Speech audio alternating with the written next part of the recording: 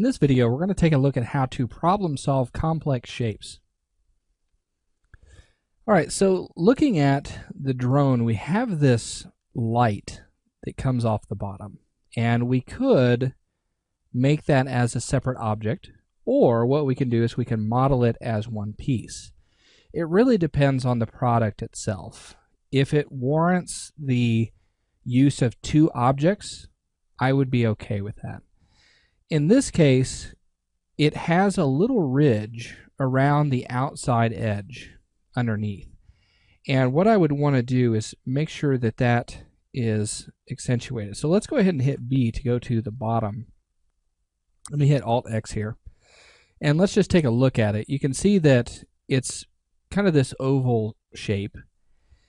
And it definitely has a line that we can see there. What I want to do is I want to model that out, and I need to make it part of this geometry. So let's go to Editable Poly on our drone, and we could come in and select the polygons across the bottom here, and we could inset those.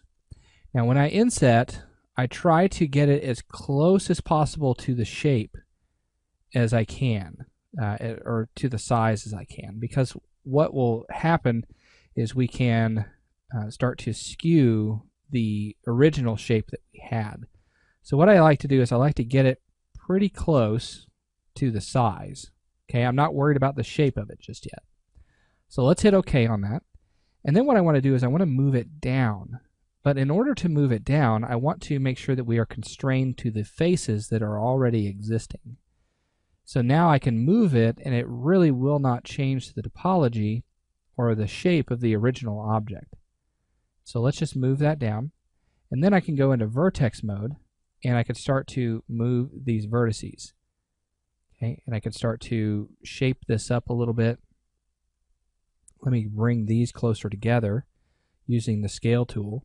Now this is in local, and it seems a little odd, so what I'm going to do is I'm going to just use my move tool, and I'll move these individually. And I'm just going to try to use the reference image on this as close as possible. And then let me move this one.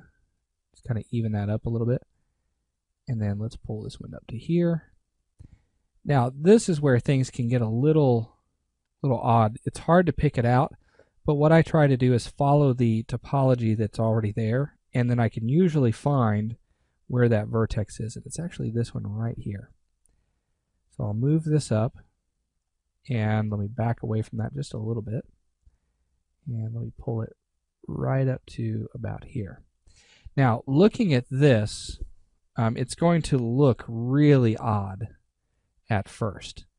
You know, some of the topology pieces, you know, the topology of that might start to smooth a little oddly, but I think we can work with it. So what I'm going to do is I'm going to take those polygons there, and I feel like it's shaped pretty well. I think one thing I would do is just pull this over some, kind of like that,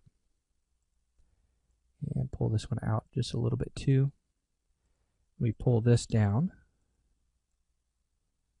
and it's going to smooth out pretty well, so I'm not too worried about it. So let's take those polygons and let's use inset, and I just want to inset it a little bit, not a lot. And what this is going to do is it's going to allow me to create this little rim in here. So I'm going to do 0.15, and then I'm going to select this polygon right here and then hold shift, and then you'll see that yellow selection. Go ahead and click on that, and it'll create that loop of polygons in a selection. And then what we can do is we can extrude this. Now looking at this, I want to extrude it in its own local normal direction here, but I want to do it in a negative direction. Okay, so that way it's pushed up in there. And what we're going to do is we're just going to do, let's say, negative 0.2, and let's do negative 0.2, not 2.5. And then let's hit OK on that. And then I'm going to take these polygons here, and I'm going to extrude them in a positive direction just a little bit. And I want to start creating the roundness that we have with those lights. So I'm going to go down to the bottom right about here, and then hit OK. And then what I'm going to do is I'm going to hold down Shift and grab my edge selection. And then I'm going to pull that back up in the Y. But what I want to do is I want to pull that up in the local direction, and notice it's a little offset. So I'm going to pull that up.